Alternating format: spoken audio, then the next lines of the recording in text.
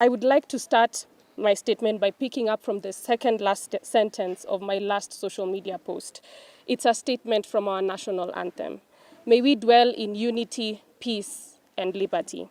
Unity is what these 47 presidents of county student associations representing 100,000 plus young people from our TVETs, colleges, and universities have demonstrated today by coming together. What is unique about these groups is that they have created systems and structures that combine national and county governments, all the way from having ward reps, constituency reps, cabinet secretaries, and these presidents.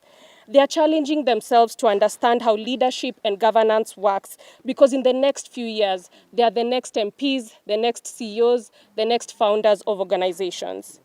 Each one of these young people has put behind their own individual ambitions and desires to combat challenges facing their counties, such as quality education, arts, sports and talent promotion, mentorship, and the like. They are organized and have come together with one accord, in common bond, united. I know this because I have interacted and worked with some of you for the past year or so, and I'm very proud of your achievements thus far.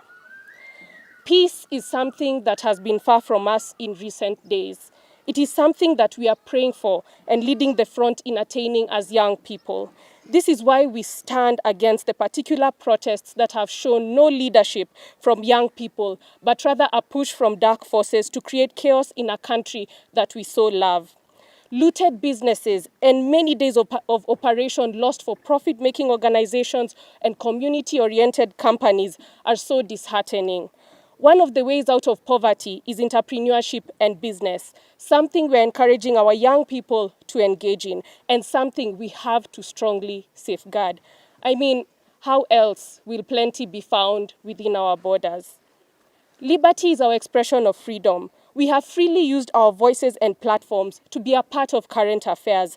I say we, because I stand before you today, not just as the president's daughter, but as one of you, a young Kenyan passionate about our country's future. I hear your voices, I understand your concerns. The challenges we face as a generation are real and pressing. From unemployment to the rising cost of living, we are all feeling the impact of our current economic situation. I want you to know that your engagement in our nation's affairs is not just welcome, but essential. They all contribute to the vibrant democracy we are building together. At the same time, I urge us all to consider the complexities of governance. Solutions that seem simple often have far-reaching consequences we might not immediately see. This doesn't mean we should stop pushing for change, but that we should approach these issues with nuance and openness to dialogue.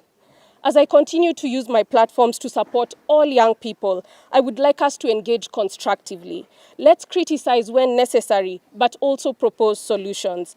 Let's be the generation that's known not just for its passion, but for its innovation in governance and civic participation. I don't have all the answers, and I won't pretend to. But I'm here to listen, to learn, and to work alongside each of you for a Kenya that reflects our hopes and dreams.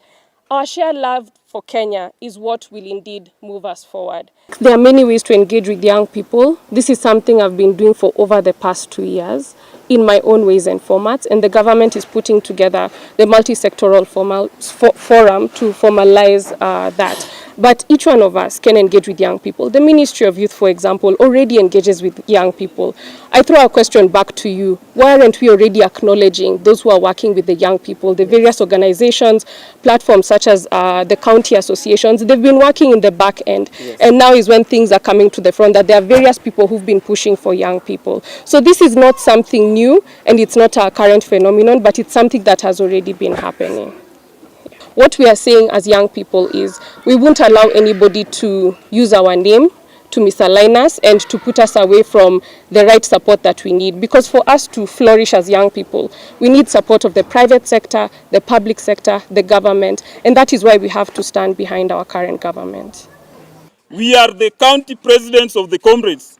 We, the county president of the comrades, have seen our members being dubbed as faceless, tribeless, and fearless, but they are equally not leaderless, reckless, and structureless. That being said, we have agreed on the following. We have accepted and welcomed the National Dialogue Forum proposed by His Excellency the President. We appreciate our President for taking the issues of the comrades with such genuine gravity and seriousness, and for that reason, we accept dialogue and remain available to engage over long term. We are privileged to have the opportunity to interact, to interrogate and discuss for the matters of students, education, and foster a cultural interchange between us, between any stakeholder in the education sector, and above all, to create a generation that is educated, and above all, give a public civic education to all the generation.